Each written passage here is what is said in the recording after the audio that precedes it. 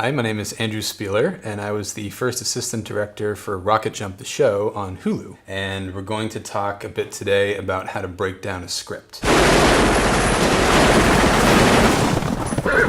This approach is something that is typically done by the first AD, but I'll tell you, if you're a director and you want to be a good director, this is something you should do too. It really applies to the creative process and to understanding what's on the page versus what's in your head and how to properly communicate that with all of your departments to really make the most of your directorial skills on the day. By the end of it, you will really know your script inside and out, and every good director and every good first AD should know that way in advance. The most important part about breaking down a script is essentially being organized. As you can see on the table here, for educational purposes, we have mapped out our elements of a script to a color. And we pulled these off of a software called Final Draft, which is sort of a standardized screenwriting software that comes with an additional piece of software called Final Draft Tagger.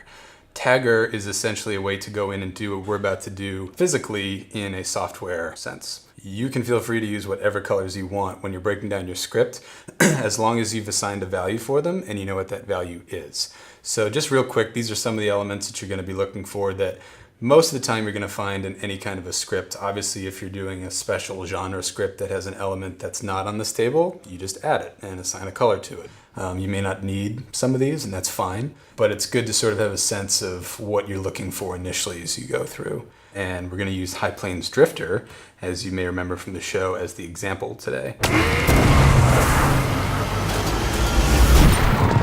So we'll start breaking this thing down. All right, let's get into it. So, scene one. Once you jump in here, you've got your scene heading, you've got your action description, and then you've got all of your dialogue and description in between dialogue here. And as you can see, scene one starts on page 1 and ends on page 2. And you determine how long a scene is by breaking it up into what we call eighths. Now, eighths essentially are eighths of a page, where you take the ruler, and as you're going through into about 8 lines, so that's about what it would look like. So the reason we use eighths is because it gives us just that much more detail and specificity on how long a scene is according to the page. Because if you just did a page and a half, that would be a scene larger than what this really calls for. So to be able to say that this is a page and 2/8 allows us to know that it's a little more than a page, but it's not huge. And as you can see here, the last 2/8 are just an extra line of dialogue. So really, it's a scene that would last for about a page or so. And as you go on, you'll kind of just sort of get used to this. Your eye will become trained to looking at a script and quickly saying, oh, this page is, or the scene rather, is 2 pages and 3/8, or oh, this is a 4-page and 1/8 scene, that kind of thing. But these page numbers and the page count are very important, and you want to keep a log of them for each one of the scenes on your side note paper. So now, this is where the color comes in. So you'll see here we have our first character introduced in the first line of action, Sally Westfield. So we'll grab our cast members line here, and what we'll do is we'll go ahead and underline Sally Westfield with blue. Okay, so we have a bar of a Western saloon. So right away, I know that that means that we're going to have some serious set dressing that's going to be time period based. So I'm going to go ahead and take my green set dressing pen and underline bar of a Western saloon. Because I know that a bar needs bottles and glasses and bar stools, and they might also need bar patrons. So, yet again, I'm going to take my extras marker, and I'm going to go ahead and underline that light green with the dark green to remind me that I need to ask and see if we need to also have extras in this bar. And then there's another character here called the bartender. The bartender pours her another. So it's not a specific prop, but it's clear that the bartender is going to be pouring something into Sally's glass. So what I'm going to do is I'm going to take props, and I'm going to go ahead and just underscore pours another. As far as props go, props are anything that any of the characters interact with physically. So there, I'm going to make a little note and say, okay, the bartender needs a bottle and Sally needs some kind of a glass. And we also wanted to find what kind of glass and how many times are we going to pour, and do we need resets? And is she going to drink this glass? And if she does, what's going to be the fluid in the glass? So as you can see, it goes down to a very finite level of information that you need to get to and almost sort of decode what's on the page. So right away, here's only 1/8 of a page, and we've already discovered that there's quite a bit of elements and stuff that we need to discuss and talk about and figure out in more detail. Bartender, say sheriff, ain't you got a race coming up? Sally looks up, angry. Sally, not anymore. Sally slams back her scotch. So, slams back her scotch. Slams is in all caps, and slams could mean a sound, or it could just be the action of what she's doing. So what I'm going to do is go ahead and note that as potential sound. Then we're going to see her take her drink, slam it back on the table. And her scotch. So that's also a prop because she's clearly going to be drinking it. She reaches into her pocket for a flask and takes a pull from it. Costumes, orange. So her pocket means that whatever she's wearing needs to have a pocket for the flask to slide into. Now, this may seem very detail-oriented, but these are the kind of things that when you sit down and talk to a director about, they might say, oh, they don't need a pocket. She can just pull it out of anywhere. And I'd rather her not actually have pockets. So that was really more of something that the writer came up with, but not something that the director is going to actually use. So then you want to make sure you go and communicate that with costumes. And then costumes goes, oh, good, because I was going to get a thing with like 8 pockets on it. But if he doesn't want pockets, I want 2 pockets. So little hints like that are very important. You obviously have another prop. It's a flask, which we find out later the flask takes a bullet and saves Sally's life. So you know you're going to need 2 versions of that flask, a clean one and one with a bullet in it. So again, later on as I go through the script, I'd be making a note saying that we need to have 2 versions and make sure that we have the right one on the day that we're shooting the scene. Sally looks toward the saloon's door. We see Hayward, an obvious bad guy who kind of looks like an oil tycoon, flanked by like 2 of his cronies. So what I would do is I would take the green and I would highlight 2 cronies. But then as I go through the scene, I notice that one of those cronies has a line of dialogue. It says, crony, yeah, Sally, misplace your horse, haha. Which means that now one of the cronies is background and the other crony is an actual principal character. So I'll underline the crony here that has the line of dialogue, and I will go back here and I'll make a second marking with the blue under the green, under cronies, to remind myself to go in and discuss which crony is going to be a principal actor and which one is background. Or if they are both principal actors and the second crony just hasn't spoken yet. Saloon doors. So that would also be most likely a prop and a set dressing. Because it's going to be inactive, but they might have saloon doors that swing, so the actor's going to be interacting with it. So does that fall in set dressing, locations, or props? That's one of those things that you got to kind of go and check and see who's going to be responsible for it and exactly what's going to be happening with those doors. He produces a piece of paper with deed to the town, props.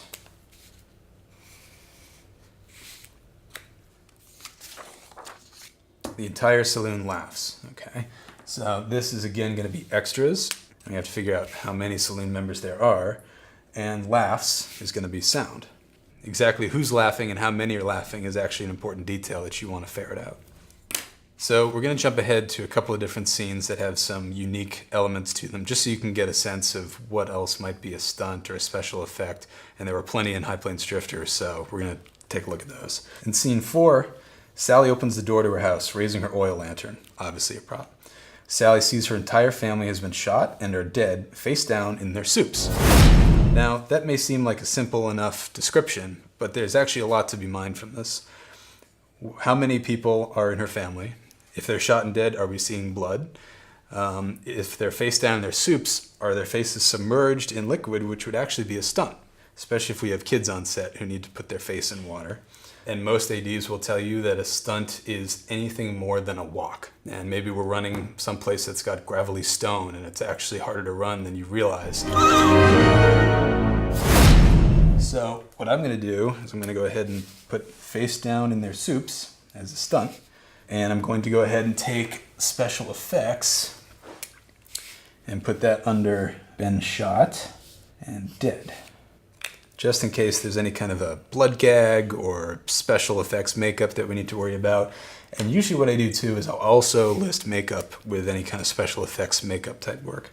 Because you could have somebody who's been shot and is dead and have them have a blood gag, which would technically be special effects. But if you want them to look dead and drained, that would be makeup. So therefore you want to make sure you know who's doing what and covering your bases during your breakdown so that you know that you need to define which department's going to be handling what element.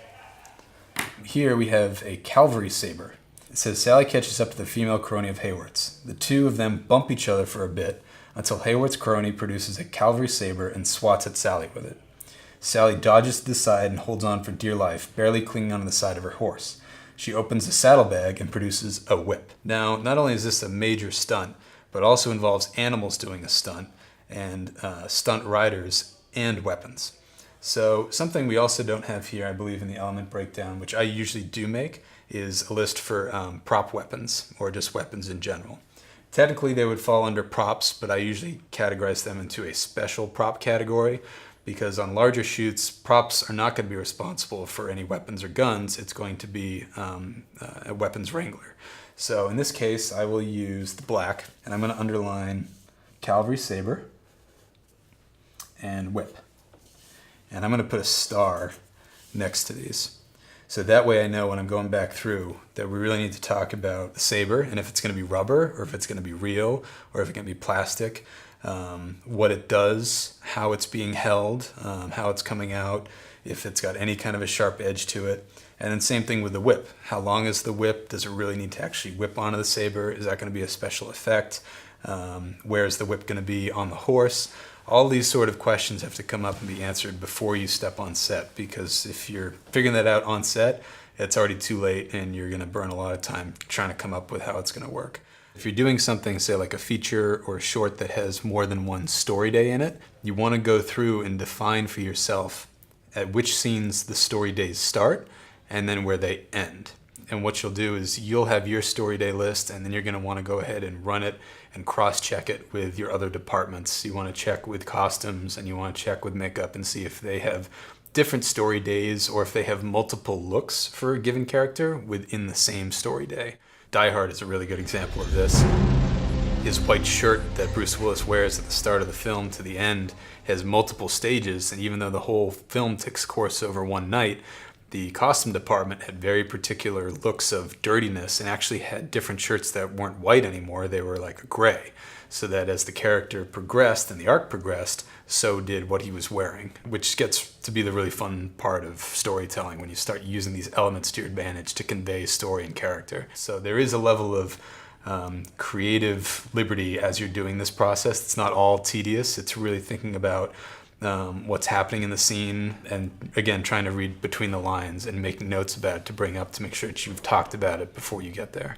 So once you've done all of this, you will then move into creating something that looks a little more formal, and you can get these, you can download a breakdown sheet, and once you've inputted all of this information into a computer, it'll spit it out and give you a nice clean text format, and you can do it by department. And it's a really great way to just sort of check and double check with all the departments to make sure that everybody's on the same page, because again, it always goes back to communication of crucial information.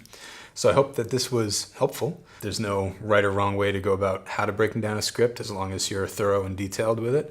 And that's something that will lead into the scheduling process, which will be done in another video. Have fun, be safe, and good luck.